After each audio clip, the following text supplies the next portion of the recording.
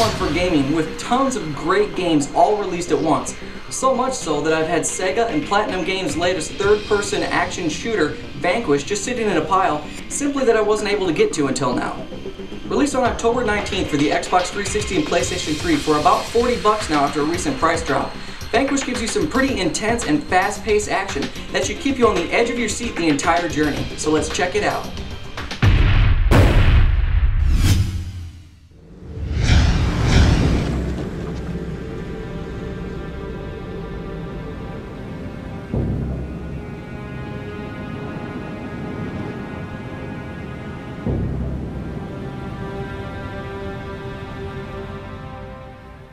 The game takes place in Earth's near future, where the population has grown so rapidly that all the nations are struggling and fighting for the last scraps of natural resources to create energy.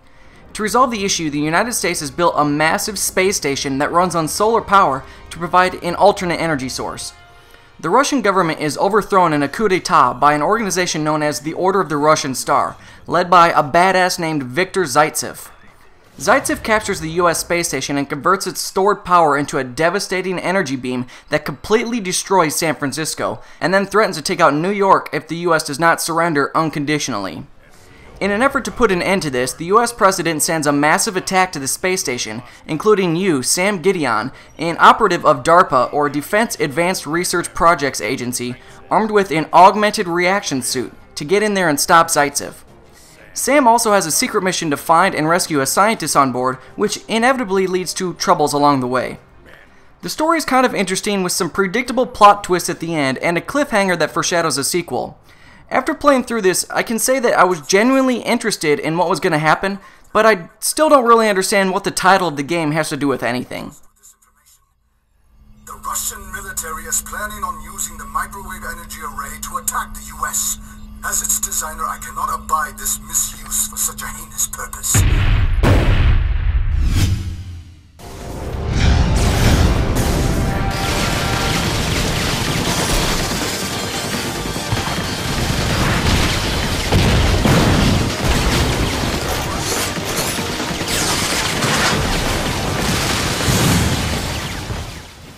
The game's single-player campaign took me roughly 7 hours to complete and takes place in 29 missions spread out over 5 acts.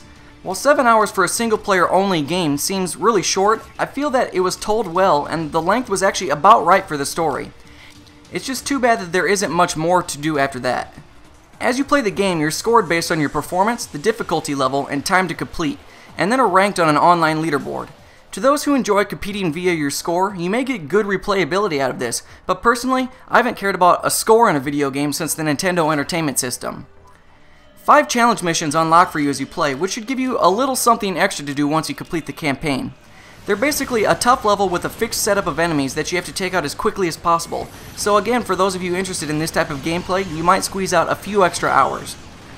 Lots of times in my reviews I complain about long loading times, especially after repeat deaths, but Vanquish actually loads really quickly, which this time I'm going to complain about because the load screens have information about the characters and backstory, which is only shown on these screens and you don't have enough time to read over it.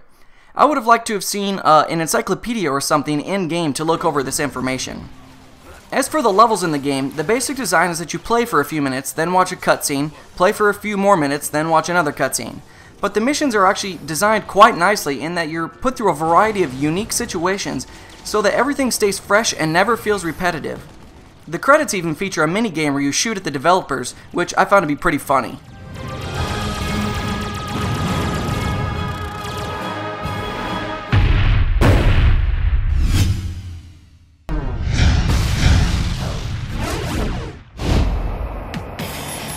That will be fun enough. Zaitsev, what do you want with Candy? There is much I want from Mr. Candy.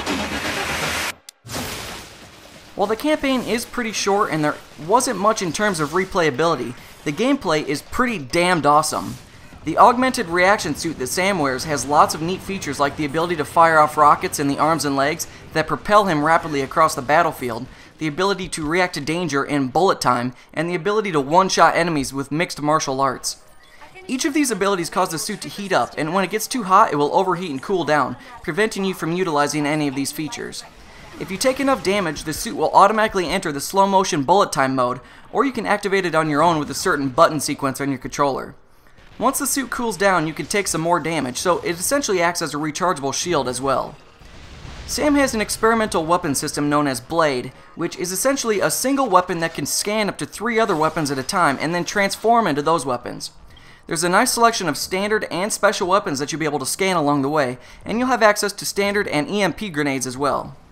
Each type of weapon is also upgradable so that when you scan the same type of weapon or pick up an upgrade item, your weapons will increase in quality, giving you better accuracy and a larger ammunition capacity. For the most part, this is a cover-based shooter, as you're even scored on how often you utilize it in each mission. Pretty much all the enemies in the game are robots, and there are several different types that you'll encounter, including massive boss robots that present real challenges until you learn how to properly destroy them. Overall, I found the gameplay to be exhilarating, and I greatly enjoyed every second I played through this bad boy.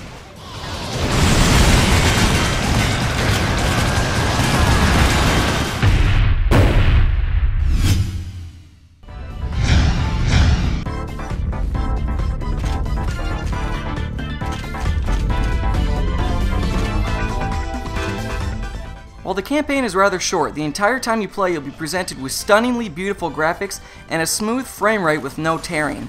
It just puts a big smile on my face when I play through an entertaining console game with such great graphics that don't suffer from the frame rate and tearing problems that so many others do.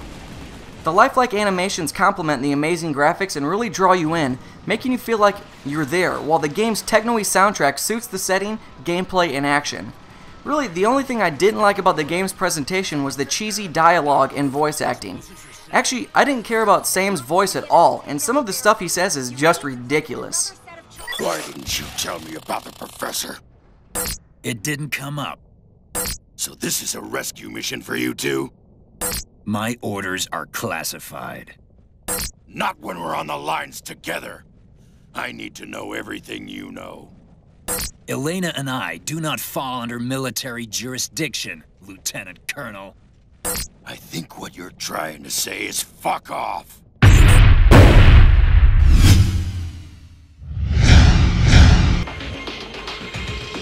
Vanquish is a beautiful game with stunning graphics and extremely entertaining and addictive gameplay. While the price of $40 is a little easier to stomach than $60, you may still wait to pick it up when it drops to $20 because there just isn't that much content, but it's absolutely worth the rent if you can't wait, because it's really a pretty fun game. Being that the story foreshadows a sequel, I'd like to see the developers try and implement a multiplayer system because the gameplay mechanics are damn fun. The problem likely would have to do with the implementation of the bullet time slow motion because I don't know exactly how that would work and it's such a big part of the game.